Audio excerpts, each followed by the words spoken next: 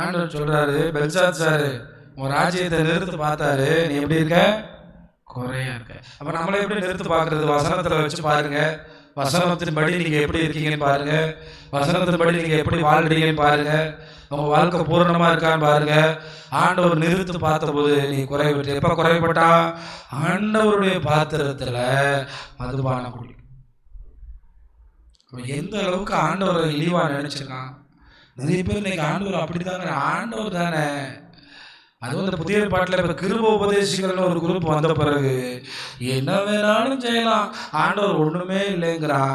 ஆனால் எபிரேயர் 12 நிருபத்தை எழுதுறவருக்கு அதெல்லாம் தெரியாமே போயிருக்கு. நம்முடைய ஆண்டவர் பட்சிக்கிற அசைவில்லாத ராஜ்யத்துக்கு போகிறதுக்கு என்ன வேணாலும் செஞ்சுட்டு போயிடலாமா? அவங்களாம் இதெல்லாம் படிக்க மாட்டாங்க. அவங்க நிறைய பேர் பார்த்தீங்கன்னா காலேஜ் படிக்கும்போது அழகாக கண்டுபிடிச்சி வச்சுக்குவாங்க. எப்படி தெரியுமா? எங்களுக்கு காலேஜில் படிக்கும்போது 5 யூனிட் கொடுத்தாங்கன்னா முதல்ல இருந்து ஒரு பெரிய கொஸ்டின், 2வது ஒரு பெரிய கொஸ்டின். முதல்ல ஒரு பெரிய. நாங்கள் என்ன பண்ணுவாங்க, நம்ம இருக்க அந்த முதல் ஏரியாவை படிச்சுட்டு 2வது ஏரியாவை ஒமிட் பண்ணுறா. அந்த 2வது 60 மார்க் தானே, அதை பார்த்துக்கிறோம். அப்போ இந்த மேலே ஏரியாவை மட்டும் படிக்கிறது. அது மாதிரி இன்னைக்கு நிறைய பேர் வேதத்தில் அவங்களுக்கு தேவையில்லாதெல்லாம் ஒமிட் பண்ணிக்கிறாங்க. ஆண்டவர் சொல்றாரு, இந்த வசனங்கள் உங்களை என்ன செய்யும்? நியாயம் இருக்கும்.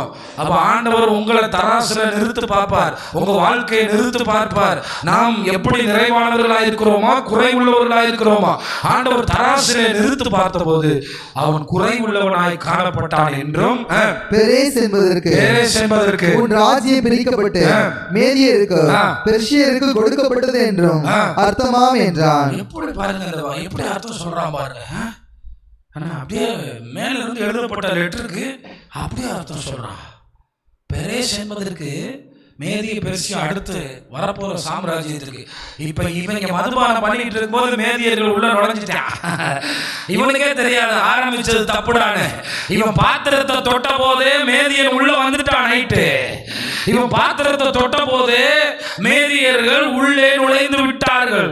தெரியுமா உங்களுக்கு? வரலாறு தான் சொல்லுது. அன்று ராத்திரியிலே ஆட்சி மாறிவிட்டது. அன்று ராத்திரியிலே எல்லாம் முடிந்து விட்டது. எவன் ஒருவன் தேவனுக்கு விரோதமாய் தேவனுடைய காரியத்துக்குள்ளே கை வைக்கிறானோ அதற்கு முன்னே தேவன் நியாய தீர்ப்புகளை ஆயத்தம் பண்ணி வைத்திருப்பார். இது ரொம்ப முக்கியமானது. முன்னமே அங்க வேலையெல்லாம் நடந்து உள்ள வந்துட்டாங்க மேதிய பெர்சியர்கள் உள்ள வந்துட்டாங்க. உள்ள வந்து நான் சொன்னேன்ல, அந்த அவன் கட்டி வைத்திருந்த அரண்மனையில துளை போட்டு ஆறுகளின் வழியாக உள்ள வந்தாங்களாம். ஆறுகளின் வழியாகவே உள்ள வந்துட்டான். வந்து இவன் இங்க மதுபானம் குடிச்சிட்டு இருக்கான். தேசம் யுத்த காலத்துக்கு ஆயத்தமாயிருச்சு.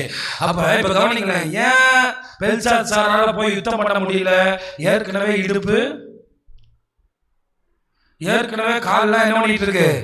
ஆமா, ஏற்கனவே நில குழஞ்சிட்டான். நாளைக்கு நீ செத்து போவேன்னு சவுல்கிட்ட சொன்ன பிறகு ஒரு யுத்தத்துல கூட தோக்காத சவுல் எப்படி 2 யுத்தம் பண்ண முடியும்? சில செய்திகள் நம்ம வாழ்க்கையில வரும்போதே மொத்தமா கதிகலங்கி போயிடுவோமா இல்லையா? நல்ல செய்தி தானே வரணும். நல்ல செய்தி வரணும்னா கர்த்தரை கனம் பண்ணுங்க. சத்தமா சொல்லுங்க. நல்ல செய்தி வரணும்னா கர்த்தரை கனம் பண்ணுங்க. ஏன்னா சில செய்திலாம் கேட்டோம்னா அதோட முடிஞ்சு. அவ இவன் கேட்ட செய்தி என்ன? அந்த எழுத்துருப்பு. ஏன்னா நமக்கு வேர்க்காம கை காலெல்லாம் ஆடாம இடுப்பு உடையாம இருக்கணும்னாலே அவர் தான் அதெல்லாம் செய்ய முடியும். அவர் ராஜ்யபாரம் தான், பெரிய ராஜா தான், பெரிய ராஜாதி ராஜா, ராஜாக்களுக்கெல்லாம் ராஜா தான், பெரிய விருந்து தான். பெரிய அந்த விருந்துல இன்னைக்கு வெட்கப்பட்டு போனான்.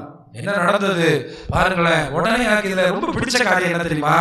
அன்னைக்கு சாவ போறான்னு தானியேல் சொல்லிட்டான். ஆனா தானியேலுக்கு என்ன செய்யணுமோ அதான் செஞ்சிருப்பான். எனக்கு அப்ப இன்னைக்கு நைட்டு நீ சாவ போற, முடிஞ்சிருச்சு ஆட்சிக்குன்னு ஆண்டவர் சொல்லிட்டாரு. ஆனா அவன் என்ன செஞ்சான் பாத்தீங்களா? தானியேல 3வது இடத்துல அதிகாரி ஆக்கிட்டு அவன் கழுத்துல போட வேண்டியதெல்லாம் போட்டு அவனுக்கு ரத்தாம்பரம் போட்டு அவனை அதிகாரி ஆக்கி நைட்டு ஊரெல்லாம் பறைசாற்றியாச்சு. இதை ஏன் கர்த்தர் செஞ்சார் தெரியுமா? அடுத்து வரப்போற தரியுனுடைய காலத்துல யார் ராஜ்யபாரத்துல இருக்கணும்? தானியேல். 3வது இடத்துல இப்ப இருந்தா தான் அடுத்து வர்ற ராஜ்யபாரத்துக்குள்ள அவன் ஒரு இடத்துல இருக்க முடியும். அவன் இருந்தா தான் கர்த்தருடைய திட்டம் நிறைவேறும். அதனால நீங்க கவலைப்பட வேணாம். ஆட்கள் மாறினாலும் கர்த்தர் உங்களை வைக்க வேண்டிய இடத்துல வைப்பாரு. நம்புறவங்களால கைகளை தட்டி கர்த்தரை மகிமைப்படுத்துங்க. அல்லேலூயா. இந்த ப்ரமோஷனு பதவி உயர்வு இதெல்லாம் நம்ம பார்க்க வேணாம். அவர் பார்த்து வைப்பாரு. யார் வரப்போறானோ அதுக்கு முன்னாடியே கர்த்தர் அங்க ஏற்படுத்துறாரு. செஞ்சுட்டானா அடுத்த வசனத்தை பாருங்க. 30ஆம் வசனத்தை வாசிங்க. அன்று ராத்திரியிலே அவ்வளவுதான் முடிஞ்சு. அன்று ராத்திரியிலே கல்தேயரின் ராஜாவாகிய பெல்சாத்சார் கொலை செய்யப்பட்டான். அன்னைக்கு நைட்டு தாரியூ வந்துட்டார் உள்ள.